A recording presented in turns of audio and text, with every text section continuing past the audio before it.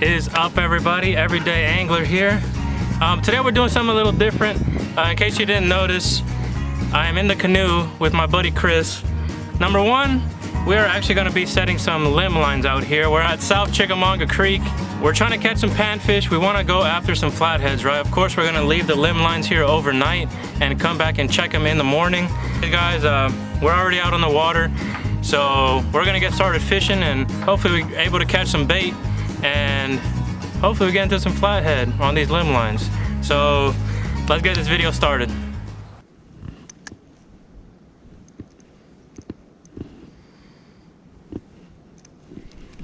Hooked up. Oh, that's a good one. Woo! Just when you want to give up. Doubled up, dude. We got two fish in a boat.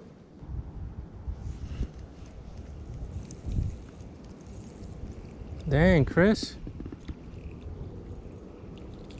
Oh yeah, that's a bluegill. Let the folks see that, man.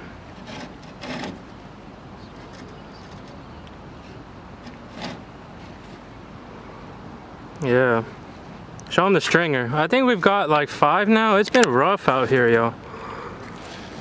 Yeah, just an assortment of bluegill, a little tiny rock bass, and some redbreast. Almost. If it comes down to it, I really wanted to live line them, but if it comes down to it, we'll just cut them and put out cut bait on the limb lines. So, as you can see, the water is really muddy. We're struggling, but we're getting them. We're getting them. We're gonna succeed today. What was that? We're gonna succeed today. All right. No failure. Decent. Oh, it's a bass. Oh no, it's a rock bass. Dude, this might be my PB. Hold up. All right, guys, let me measure it. See if it's my PB. My PB is 9 inches. 10-inch rock bass is actually a trophy fish. It's not even close. It's 8 inches. Still very nice little rock bass. All right, but they're starting to bite now. We're starting to nail them, so I'm gonna release this guy.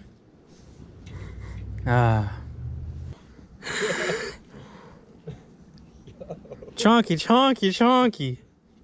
Here's a good sized blue gill. Look how pale they are, guys, because this water's so muddy. Hold up. Yeah, I'm recording. Look how pale they are because this water's so muddy. All right, I'm gonna see if Chris can land one. Most likely he's not. Oh, dude, I got you. Oh.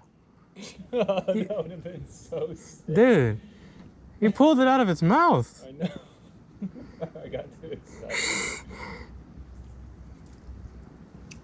All right, guys, I'm here with Christopher Bankus. This is the Everyday Angler Guide Service. We're gonna be putting Chris on some bluegill today. He's managed to lose 3 of them. We're using worms, by the way, nothing. Oh, come on. Oh my God, dude. No, next one, you're getting shot, dude. I don't know what happened there. Where's your hook? Is the point exposed? Oh my God, dude. This is fucking amateur hour, bro.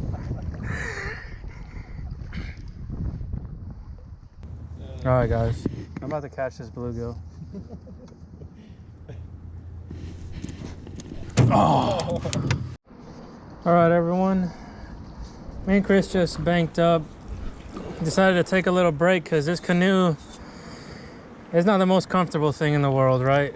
So we're about to go just scout out some spots where we think there might be some flathead laying around. We got 16 rigs for limb lining, but we only caught 10, fish. So we might cut some up. We might just set out 10 live. I don't know yet.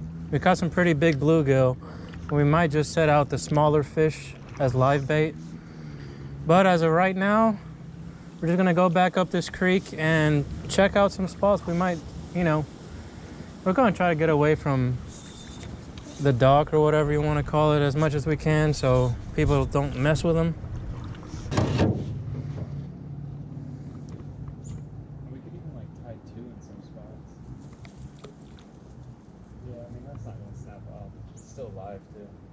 Okay. Alright guys, so we've just got to the first limb we're going to tie up. Chris is currently setting our trot line up. We don't cut the trot lines and pre-rig it, obviously, because you don't know how deep you're going to need it to be, right? So, to give you guys a little idea, this is a live limb, it's pretty strong. And I think we're going to put a live bluegill on it.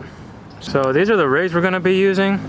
It's literally just a drop shot setup on a swivel that we've pre-rigged up, and yeah, that's really it. It's just like you would do it on a rod, except instead of tying it up to the end of your rod, we're tying it on this trot line. And we don't want there to be too much slack, because when we come back tomorrow morning, we want to be able to see if that limb is shaking or, you know, anything like that.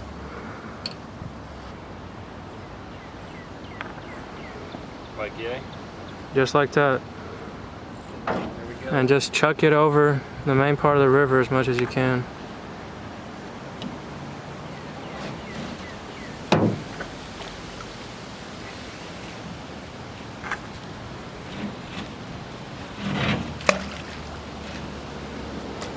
All right. So yeah, we decided to go with cut bait on this one because some of these bluegill are a little big. And you know, we've got 16 and only 10 pieces of bait, so, but we're definitely going to be rigging some up with live bait. We're going to go, I guess, paddle down some more and find another spot. And of course, guys, when you're doing this, make sure you read your DNR laws of your state. We're in the state of Georgia right now, and it's the same in Tennessee. All you have to do is what Chris just did and put a tag on your limb line that has your DNR number on it. So that one has mine on it. We are in Georgia. I do have licenses for both states. So yeah, if you guys want to go try this, just make sure you do that. Obviously, you got to have a fishing license and all that good stuff. And yep, we're going to get back to it and paddle down. Obviously, this takes a little minute, so we probably won't show you all the limb lines we set, but we'll show you a couple more.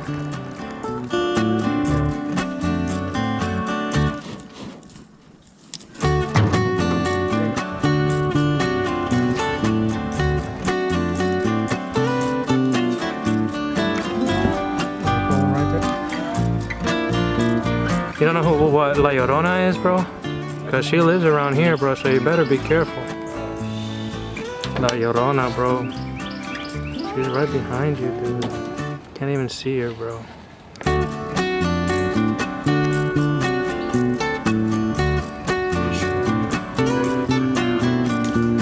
Alright guys, we are about to set up our last limb line. It has been a pretty epic yet tiring day.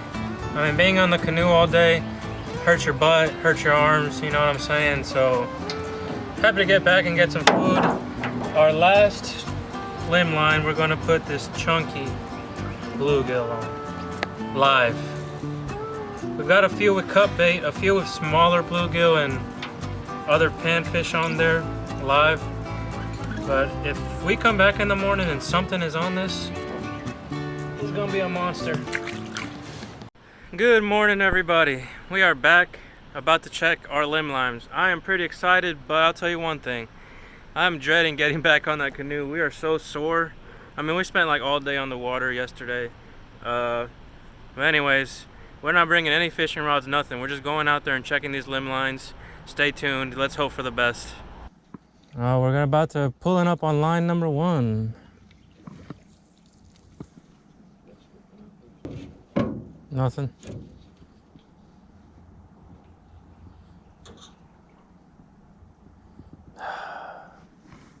Nothing on our first one, guys. Coming up on the second one. Dang, man.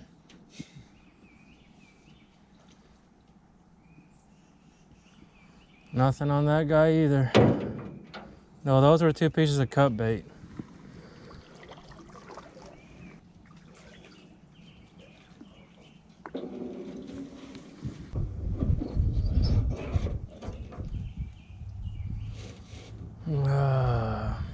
Is that a hole or is that a live one? Oh, the bait came off, huh?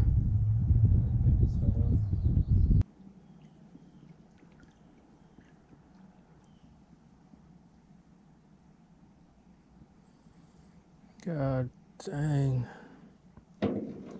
Maybe there's no flathead in here. Maybe it was too cold. There's always so many maybes. Alright guys, we just checked our 7th trap, and the last 2 we checked, the bait was off the hook. And this one Chris just pulled up and our leader line is snapped clean off. So we're thinking a big gar. Oh man, I hope we get at least one, man. What is up everybody? Well, I'm redoing my intro because the one I filmed was not that great. I was obviously really disappointed to not have nothing on those limb lines. Oh yeah, we didn't catch anything on those limb lines. Let me know, because I've watched a bunch of videos and I was like, maybe we should have set them out like later in the day and watched them during the night. But we had one break off, which I think was a gar, and like 4 or 5 hooks were just cleaned off with live bluegill, so I don't know. And another reason I'm doing the outro right now in my yard is because we've got big news for the channel. I'm not gonna show you guys yet, but the Everyday Angler got his first boat. So that's gonna be pretty sweet.